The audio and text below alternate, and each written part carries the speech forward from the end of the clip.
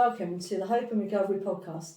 I'm Alison Summers, and my guest today is a gentleman who is a singer-songwriter, musician, and has written a book about his addiction and recovering from it. His music at times includes singing about themes around addiction and life, and in his book he speaks about addiction, desperation, confusion, conflict, and the struggle to get clean, the challenges of being listened to by professionals, and finally getting the help he needed. It was a difficult road that he and his family went through, many ups and downs. He is here today to tell us his story, so please, it's my pleasure to welcome Jack Mackey. Welcome to the show. Thank you. Welcome. Thanks So, how long would you say that you have been in active addiction? Overall? Overall, yeah, let's start with overall. I'd say about 5 years in active addiction, split into two sections, basically, first time and second time. But yeah, I'd say about 5 years in total, yeah. And for you, where did it all start to go? I think like with what I do, like what I used to do a lot as well, which is sort of gigging and stuff, with that comes this sort of environment of drinking, drugs and all this sort of stuff. And plus getting up on stage and singing and playing guitar is quite scary. So I used to drink a lot, but I mean, I never knew it was something that you could get that, dependent on. I genuinely thought drinking was like cigarettes, and you could just smoke for a bit and get really into it and then stop. But yeah, I think it was definitely gigging and music that kind of made me go into it, and just the person I was. I'm an addict, but I didn't realise it back then. I thought it was just rock and roll. That's what I used to say, but no, it's not. It's not rock and roll at all. I'll just keep the table. That's all right. Give it again. So, and when you were with this kind of like music and gigging and that, did you notice any differences between what you were doing and what others were doing? Yeah, others were stopping. I didn't stop. There was like, even the next day, I'd sort of wake up with a steaming hangover and drink again, because it was, I just thought it was great. I didn't really, I was saying to people like, why is everyone not doing this? It feels amazing. And I don't think anyone else knew as well. Like, no one else in my friend group or in my family, none of us knew about alcohol addiction. It just wasn't something, like we heard about alcoholics, but when you hear about an alcoholic, there's this stigma around it, and it's not understood like it should be. So yeah, I mean, other people would stop and I'd keep going, and I'd find it brilliant at the beginning, but it always leads to a dark place. And there's sort of no avoiding that if you are an addict or have an addictive personality. It doesn't solve anything, and it does always end in tears, unfortunately. But yeah, everyone else would just stop. I wouldn't ever, basically. So over the years, kind of like, what does it cost you personally in terms of like the human cost of what the addiction has done? It's emotionally, I feel like emotionally I haven't developed as much as I would have done if I wasn't drinking.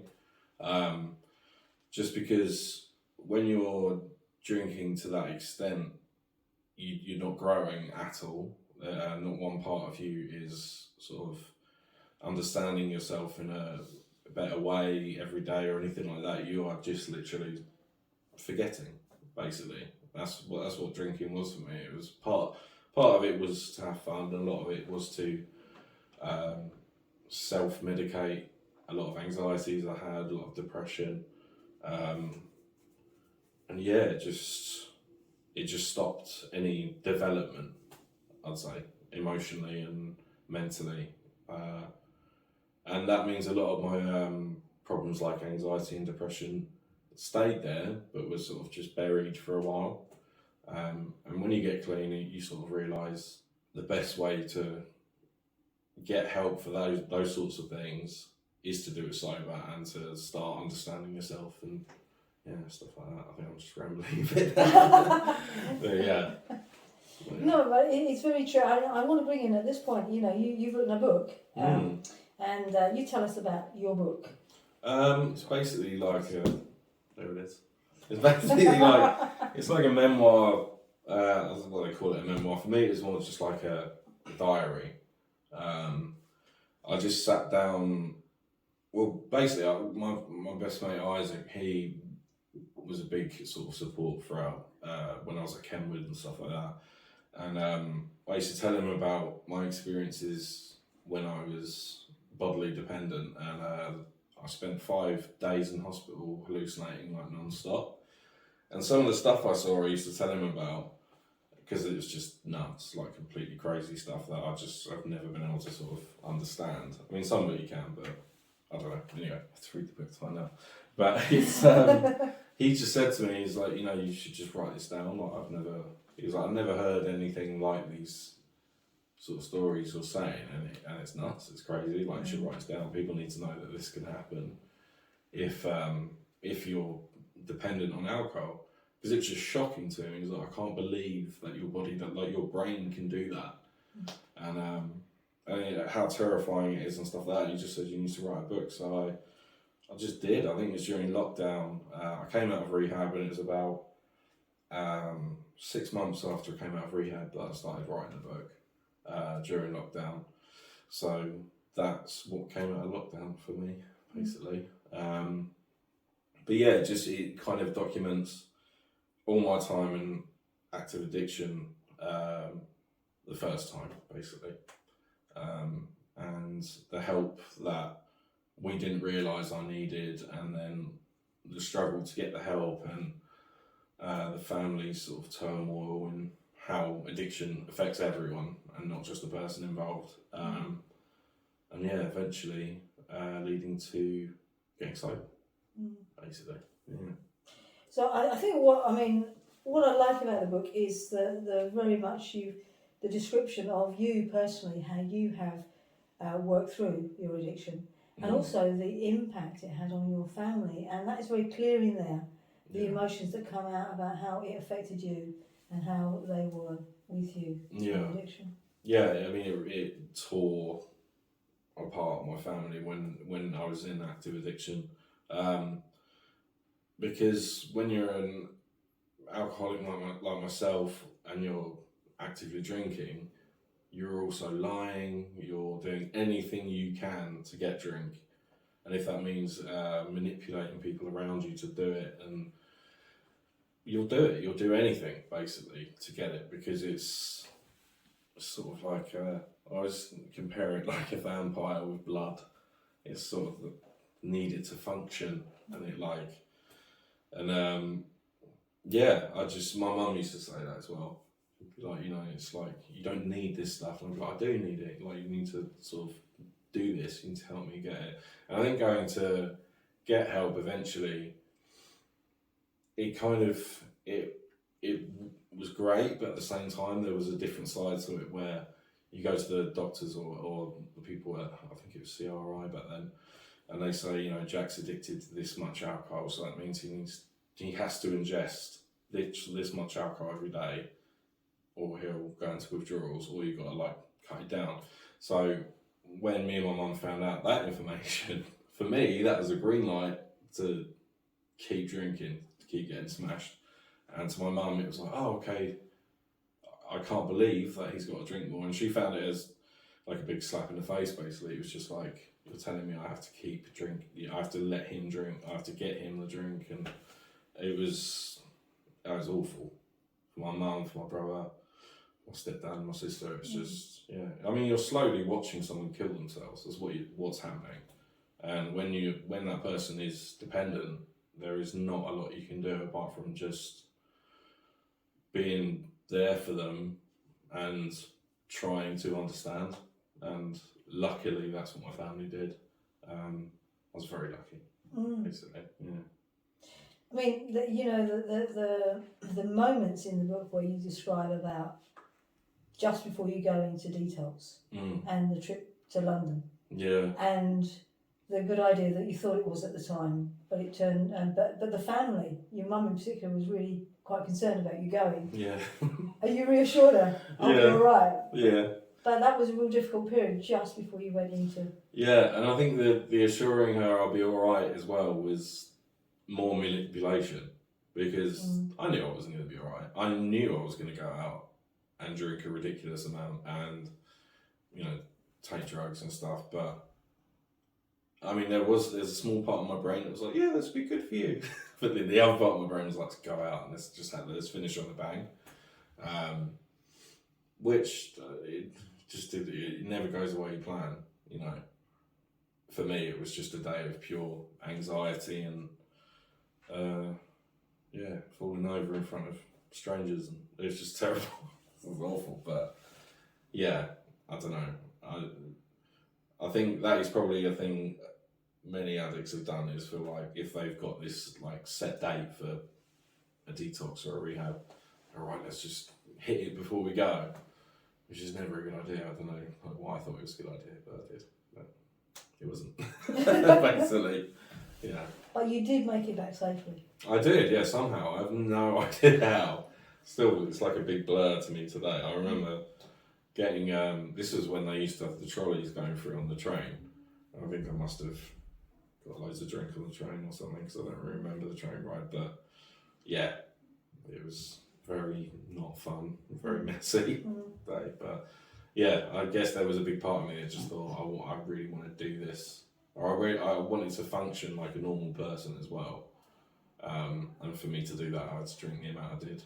And I think it was just frustrating as well to see everyone else normal in what I thought was normal, and for me to be sat there sort of, I was stick thin, I had like biggest rings under my eyes, I was like almost yellow and shaking because I hadn't eaten in about 3 days, and it's just awful basically. Yeah, I was very happy to get out in the end. Yeah. Because you describe as well that what is normal, and you mentioned it again, what is actual normal. Yeah. But for you, normal is different from everybody else. Yeah, but I guess now I know that everyone's normal is different. It just is. I mean, for me, what I used to think normal was no anxiety, no depression, no problems, basically. A bit of like, you know, daily issues and stuff like everyone gets, but I don't know, I've just, ever since I was a child, I've just had like the worst anxiety attacks and depression that I didn't even know was there, intrusive thoughts and sort of recurring dread about mortality and stuff, which I think is a lot to do with the reason I drank, was to sort of suppress all these thoughts and feelings and stuff. But definitely was when I was in active addiction, because it got so bad, obviously. But yeah, I've just always been that in my head, I thought I was nuts. Basically, for years, I just thought I was crazy. But even before I got rushed to hospital in the book, and I was hearing things and seeing things, me and my mum's first thought was, oh, he's lost his mind. that was it. It wasn't anything to do with alcohol. He's lost his mind. And I believed that I'd lost my mind. I thought we'd all kind of been leading to that. But it turns out everyone's got their own battle, and every single person you think is, you know, you may look at someone and say, oh, they are completely normal, or they have no problems. They are probably fighting a battle just as hard as you every day. You know, it's just a different type of battle. That's all. Yeah, there's no normal anymore in my head, basically. Yeah. It's moved. Yeah. It's moved. Yeah, it's gone. Yeah. So what was it like?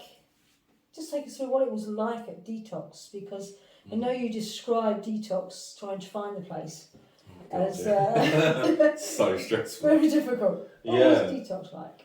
I'm not gonna lie, when I first arrived, I was absolutely terrified, because I had been so reliant on my mum to get me drink, to be there just in case. In my head, it was always, you have to be here just in case I die. Like, if I die, you have to be here. I don't know why I always thought that was like a thing she'd want to witness. was like, you have to be here if I die, so I can sort of say goodbye to you and stuff. And then to get there, and before you go, you have to still kind of drink the amount that you would, so you don't go into serious withdrawal while you're there. And to get there and to walk in the door and sit down in a beautiful place, and for her to sort of say hello to people and then just turn around and go, right, I'll see you in a week, and then just walk out. I remember I just burst into tears straight away. I just felt like I don't know what I'm going to do without her at all. And I remember you go into a room, or I went into a room, and there was 3 members of staff, and they were sort of, not booking me in, but yeah, getting things sorted. And they were saying, you okay, sort of thing, do you want like some tissues and stuff? And I was just sat there like in tears.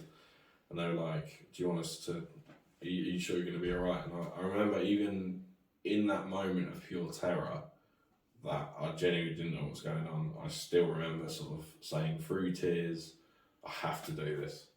And that was even at my scariest point, at the point where I could have ran away, could have run out to the car and said, I don't want to do this. You've got to think of other people, you can't just think of yourself at that point. And for my mum and for myself, this was, I don't know, just like a pool of water in the desert. It was like somewhere I had to be, or it was just miraculous. So when I sat there, I was just like, I have to be here. And they were like, okay, you are making the right decision, sort of thing. And then I remember going upstairs and they showed me my room, which was lovely. It's just a little small bed and really simple. But for the first day and day after, it was rough. It was really rough. Because obviously you're coming off alcohol, but they've got the medication to help and stuff, but you've really just got to, it's like I said before, you've got to trust in it. You just do. You can't go in somewhere sceptical or thinking you know better than the people who are there, because you don't. You never do. And I did that. I just trusted in them. And within 2 days, I was like, this is the best place I've ever been. And I remember when I left, I was in tears again, but for completely different reasons. I just didn't want to go. I just thought this place is incredible. Because you start getting your appetite back and you start realising that, oh my God, I'm like living every day without drinking me, and this is absolutely incredible. And difficult and scary, but incredible. But yeah, for me it was eye-opening, and yeah, really fond memories of it, as well as terrifying ones. But yeah, that's a drop in the water compared to everything else, really. And then after detox, and you spent how many days in detox, do you remember? I think it was like 14 or 12 or 14, it was around that. Because when I went in, I was quite bad. Yeah, I think it was around that time. Yeah. It was, yeah, getting there was a nightmare. So, yeah, like in the book, I say we got lost. We did get lost really bad. And obviously me being drunk in the car, screaming at my mum, the fact that we were lost was not helping, but yeah, it's a nightmare. But yeah, we got there in the end. But yeah, I genuinely have like the fondest memories of Bridge House and of Kenward. Just, you don't realise it at the time. You kind of, a lot of times I would doubt it in my head, oh, I should be outside, I should be doing stuff. But you just got to have the mentality, which I like drilled into myself, that this is an investment. That's it. That's all it is. You're allowed to be here for this amount of time. Because I think if you have it in your head, like, oh, I shouldn't be here, I should be doing other stuff. Like, it's not going to help you. You just got to remember you're a human being, and human beings need looking after sometimes. And that 3 months, you know, like I did at Kenward, it could go really slow, but for me, it just flew. And honestly, when it was Christmas and New Year's Eve and Halloween and stuff, and I decided to stay here at Christmas as well, and New Year's Eve. But I don't know how I got into Kenward, sorry.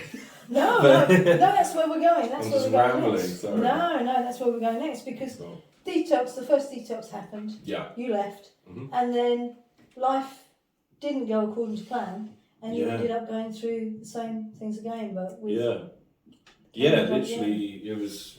I think it was more serious the second time, because I was at home and it was weird. I had like a really bad breakup, and for me, it was a really codependent relationship. Like I needed that person. It was like an obsession.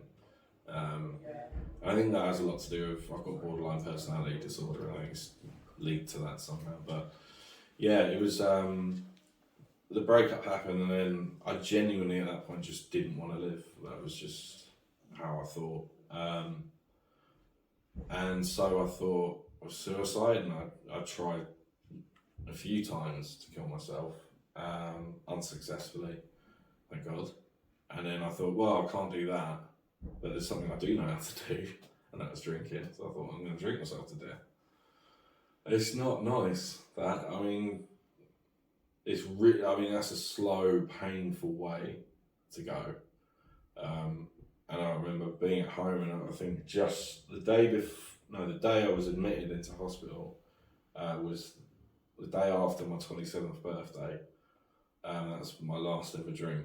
It was the day after my 27th birthday. And my mum called a doctor to the house because I couldn't leave. My legs were like stick thin. And the doctor came upstairs and looked in the room, and there was just like blood everywhere. I'd been stabbing myself and slicing my face and my arms, and I was being sick blood and stuff. And the doctor came in and just went, get him to hospital now, because I was just completely yellow at this point. My eyes were yellow and stuff, but I didn't know because I wasn't looking in the mirror. I couldn't sort of stand beside myself. But yeah, they took me to hospital, and I was very lucky to survive that. Because, I mean, even being in recovery, I've met people who were also in recovery and who have died from having turned yellow and having jaundice and stuff, and just doing irreparable damage to their liver. So I was so lucky to come out of that alive. But yeah, I think that's why it's more serious the second time. The first time was very mentally worse, but the second time was physically. But I mean, my liver, it's been 3.5 years and my liver is still recovering. I go to the doctors and they still take blood tests and they go, well, your liver's a bit funny. I'm like, yeah, that's expected, so that's fine. But yeah, it just shows. People always go, oh, the liver repairs itself. It's like, to an extent. You know, you can't abuse it to the degree that I was and expect it to just recover. But yeah, that was the second time. And then detox happened, and then Kenward happened. Yeah. What was that like, rehab after detox? Great. I loved it. I mean, I did. I always say to other residents I was here with, and you know, they loved it too. And it's one of these things when you're there, you've really got to just throw yourself into it. You can't go into a rehab environment and be like, oh, this isn't good, or that isn't good, or I'm not feeling it, and stuff like that. You can't do any of that, because if I did that when I turned up, I'd have left the day after. But you got to go, and you've got to be like, God, I'm so lucky to be here. That's one thing I always thought, I'm lucky to be here. I've got a bed, I've got my own bathroom, you know, I'm getting fed. This is great. It's brilliant. And not only that, the tools that I learned here have kept me sober for 3.5 years.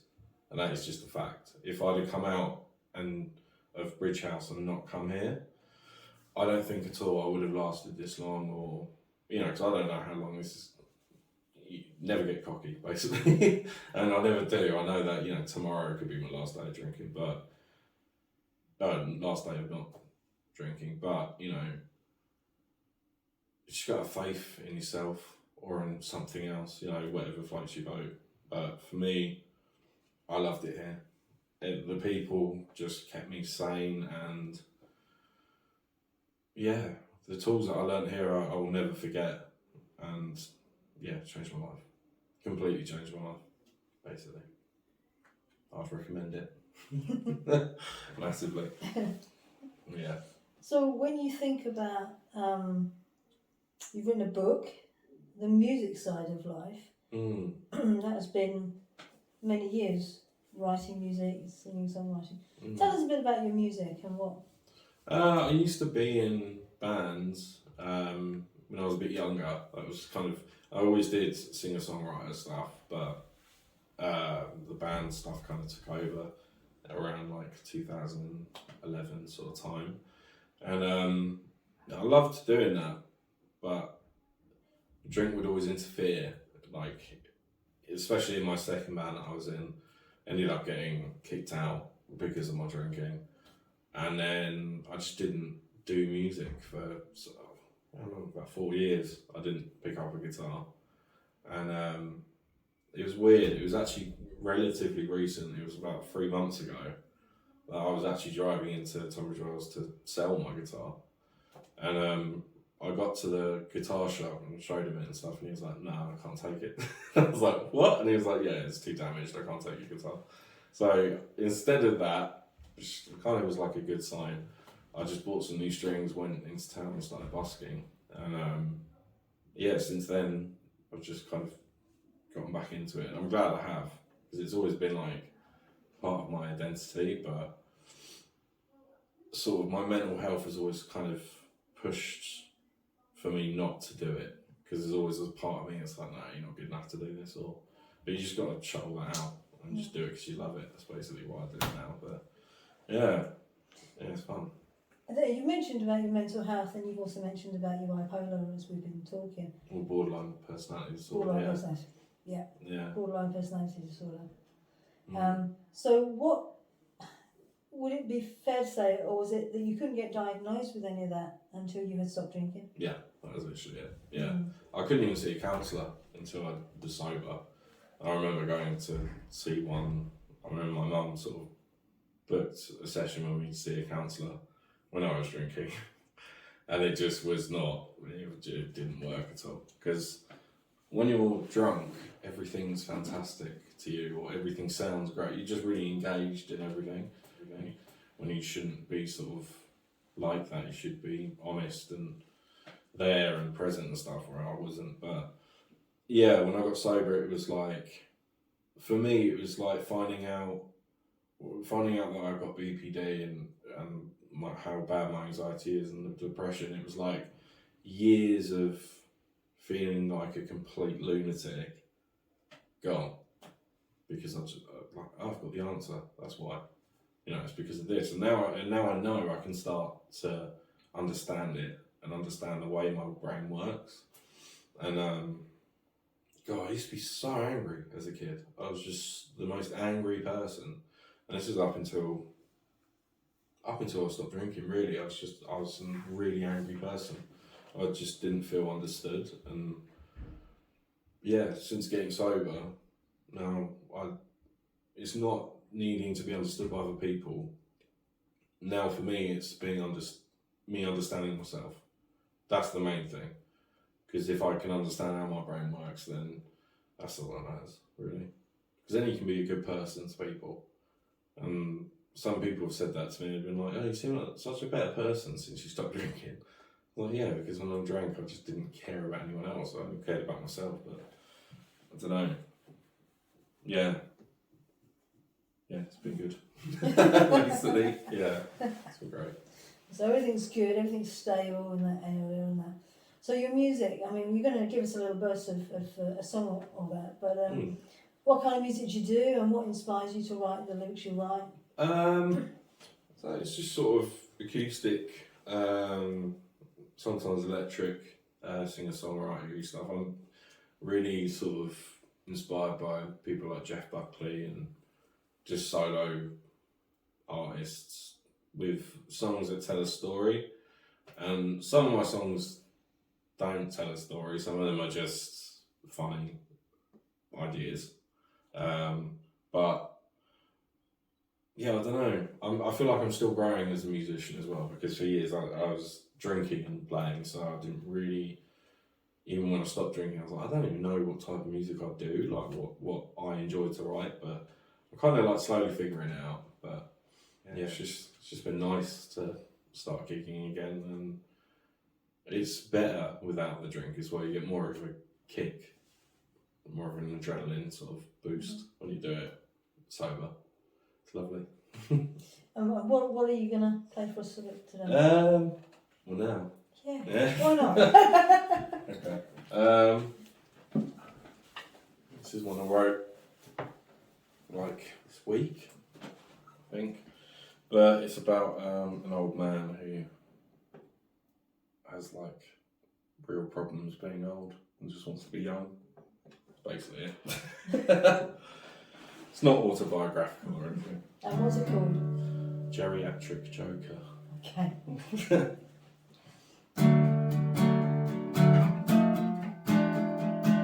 Start that again.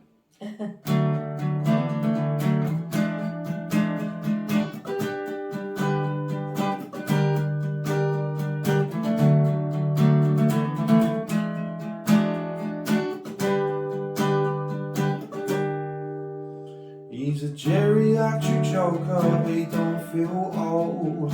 Can't go out at night, has to stay in from the cold. He's got a mind like an 18-year-old.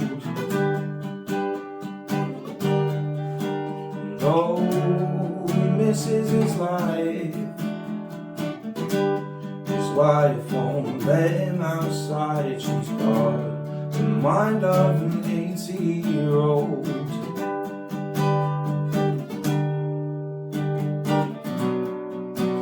Has he cashed his gyro check? Cause he got a tip off by the best bet, yeah. This old man don't know how to spend his cash, no. His wife does the shopping cause the money just don't last. He's a geriatric joker, he don't feel old. Can't go out at night, has to stay in from the cold. He's got a mind like an 18-year-old. Though he misses his life, his wife won't let him outside. She's got the mind of an 18-year-old.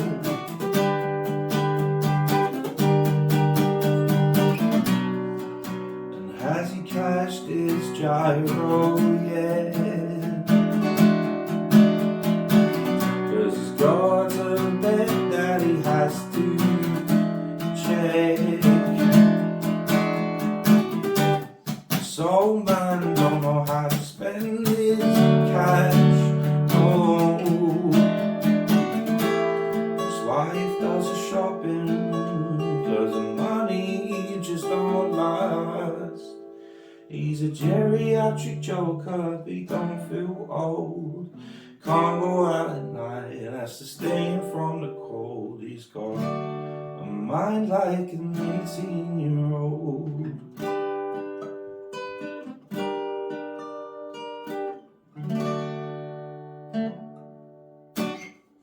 Oh, thank you very much for Thank sharing you. that with us. Thank you. That's brilliant. Thank you ever so much. Wow. Yeah. I mean, I just want to say thank you for taking the time to come in today and just share your story with us and Thank you. the different elements of it and your experience of it. I have two final questions for you, if I may ask. Go for it. The two questions are this. First question is, somebody who's watching this having a struggle themselves with addiction, or a family member struggling with somebody else's addiction, what thing or what's the one thing you would like to say to them today? Have hope. Always keep hope, because there's always a way out and a light at the end of the tunnel. You may think that you're alone as well, and you're not. You're never alone. And I think I'd just say hold on. Like, for God's sake, hold on. Because if I hadn't held on as hard as I did, or if my family hadn't have held on as hard as they did, I wouldn't be here anymore. And just believe that you're worth something. Basically, you're worth being here, and the reason you're here is because you're important, and you may not feel important, but you are. Basically, yeah. Trust in it, basically. Yeah. And also go, but be honest and reach out to people. Always just don't feel like you're a failure or like you can't be honest with people or like you're weak because you want to, or feel like you're weak because you can't speak out. Just take the plunge, basically. I feel like I'm rambling, but I'm not. Yeah. It makes sense. Okay. And you've mentioned the word hope in that, and I just wonder for you today, Jack, what gives you hope? It's like little things, like if I see just like little acts of kindness or something. I think just knowing that the end of one day always gives birth to a completely new one that you have no idea what's going to happen in as well. And that's beautiful, that's wonderful. And I wake up every single day having no expectations at all. I wake up and I think I have no idea what's going to happen today.